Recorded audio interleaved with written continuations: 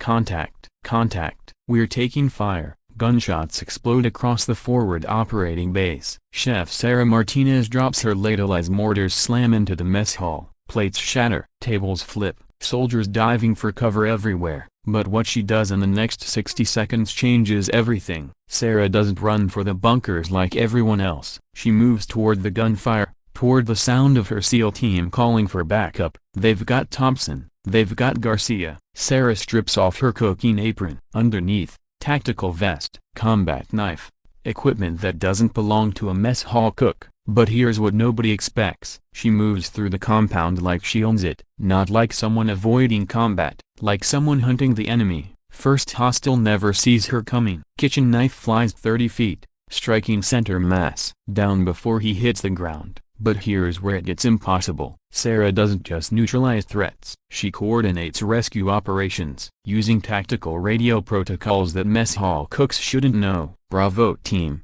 enemy positions marked. Alpha team, covering fire on my signal. The base commander's voice crackles over comms. Who the hell is coordinating this response? Wait until you find out who's really cooking in that kitchen. Sarah advances toward the captured SEALs with precision that defies explanation. Every movement calculated, every position tactical, every decision professional. She's not rescuing her friends, she's executing a military operation. Second hostile takes position behind concrete barrier. Sarah flanks left, using smoke grenades that appeared from nowhere. Approaches from his blind spot. Combat knife to the kidney. Silent takedown. Professional execution. But here's what you need to understand. That wasn't luck. That was muscle memory. Training that takes years to develop. Skills that transform kitchen staff into lethal operators. Base command. This is Martinez. I have visual on captured personnel. Martinez, you're supposed to be in the mess hall. Negative,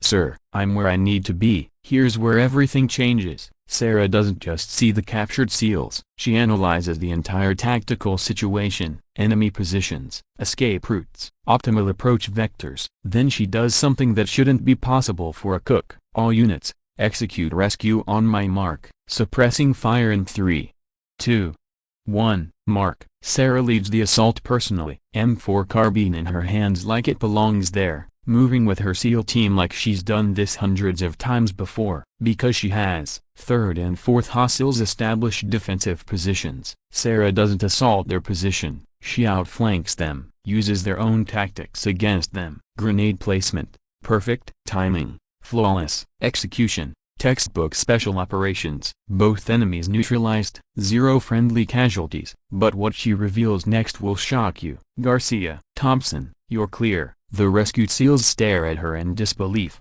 Martinez, how did you Questions later. Move now. As they evacuate, Garcia notices something. Sarah, you're moving like like what? Like one of us. Here's what Garcia doesn't know yet. Sarah Martinez isn't a cook. She's a SEAL. Someone with 12 years of special operations experience who's been hiding in the mess hall for reasons nobody understands. Back at base command, Colonel Williams reviews the after-action report. Martinez coordinated that entire rescue operation? Yes, sir. Professional execution. 0 casualties. She's a cook. Sir, cooks don't move like that. But Williams has questions that demand answers. Get Martinez to my office. Now, here's where the truth comes out. In Williams' office, Sarah sits at attention while the colonel reviews her personnel file. According to your records, you're a culinary specialist. No combat training, no tactical experience. That's correct, sir. But Williams noticed something during the rescue operation. The way she handled weapons, the tactical communications, the leadership under fire. Martinez, I'm going to run your biometrics through the classified database. Sarah's expression doesn't change. Yes, sir. This is where everything becomes clear. Williams inputs Sarah's fingerprints into the Special Operations Personnel System. The search runs through SEAL team records, Special Operations files, classified mission archives. What appears on his screen makes him stand up. Jesus Christ. Sarah continues sitting at attention. Is there a problem, sir? Williams reads the classified file twice, then looks at Sarah with completely different eyes. Petty Officer First Class Sarah Martinez, SEAL Team 6, 12 years active duty, combat deployments, classified. Mission success rate, 100%. Reason for transfer. He stops reading and stares at her. Psychological evaluation following classified incident. Here's what you need to understand about that file. Sarah Martinez isn't hiding in the mess hall because she can't handle combat. She's there because she handled too much combat. Someone with a perfect mission record who was removed from active duty for reasons the file doesn't fully explain. Ma'am, why are you serving food instead of conducting operations? For the first time, Sarah's composure wavers. It's complicated, sir. Uncomplicated. But what she tells him reveals a deeper truth. I needed to remember who I was before the killing.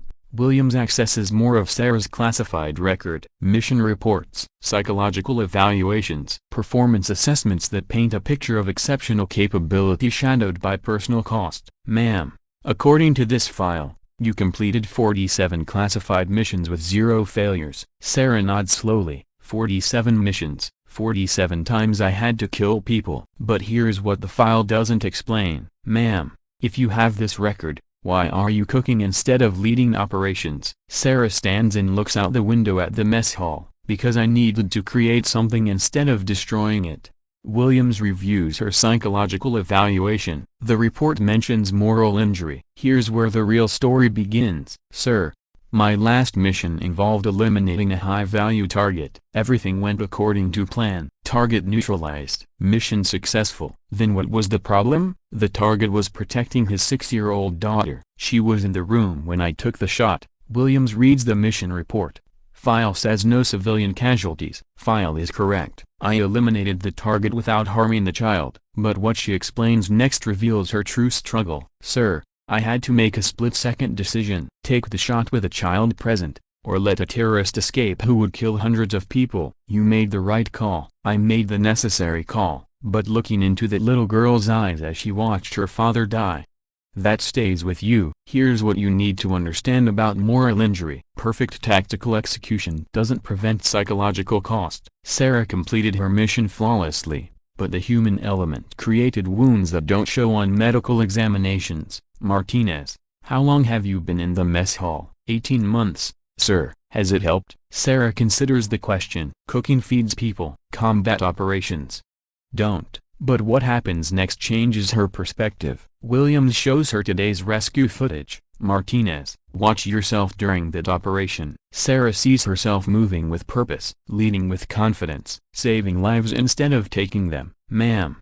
you weren't destroying anything today. You were protecting your teammates. For 18 months, Sarah has avoided combat operations. But watching herself save Garcia and Thompson reminds her why she became a SEAL. Sir, those were my friends out there, and you brought them home alive. Here's where Sarah's real mission becomes clear. Martinez, I have a proposition. Sarah looks up from the footage. Sir, SEAL Team 7 needs an instructor. Someone who can teach tactical operations and psychological resilience. Instructor, teaching the next generation how to complete missions while maintaining their humanity. But what Williams proposes next addresses Sarah's deeper concerns. Ma'am, you'd be developing curriculum that helps operators handle the psychological cost of their actions. Sarah considers the offer. Teaching SEALs how to process moral complexity, teaching them how to be effective operators without losing themselves in the process. Here's what makes this more than just instruction. Sir, that would mean sharing what I learned about balancing mission requirements with human cost. Williams nods. Your experience with moral injury makes you uniquely qualified to prepare others. Sarah stands and moves to the window overlooking the training grounds, the same compounds where future SEALs will learn to handle impossible decisions. How many students? 24 per class. Advanced operators preparing for classified missions. But what she reveals next shows her understanding of the responsibility. Sir,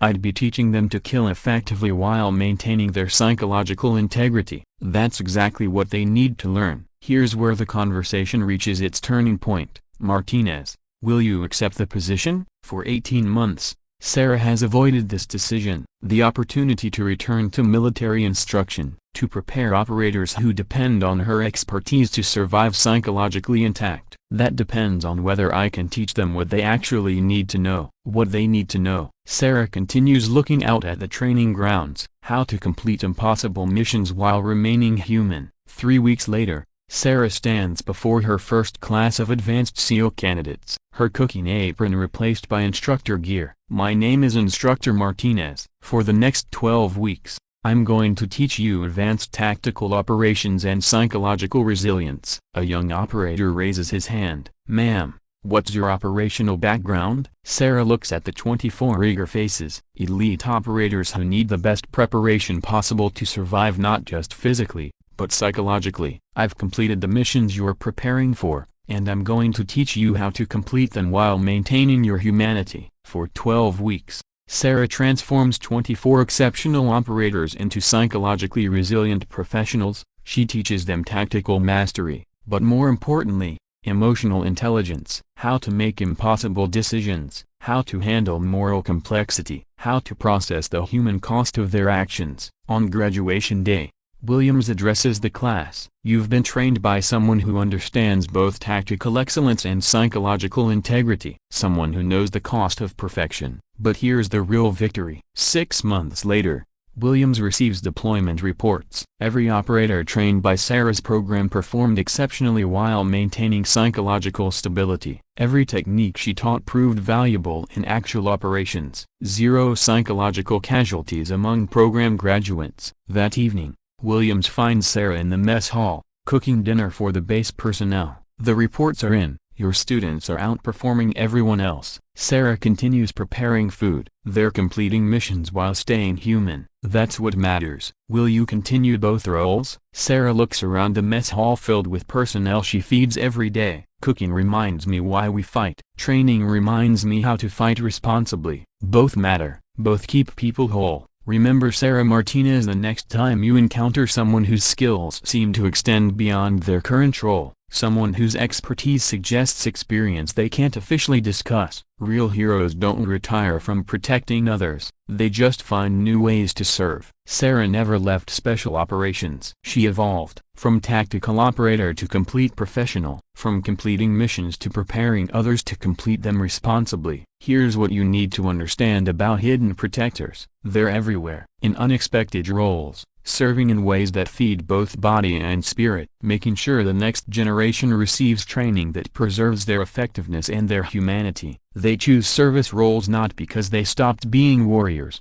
but because they found better ways to serve. New operators to prepare, new approaches to balance, new missions that matter more than recognition. And when their teammates face danger, when lives hang in the balance, they respond with skills that remind everyone what complete preparation looks like. In 60 seconds that save everything.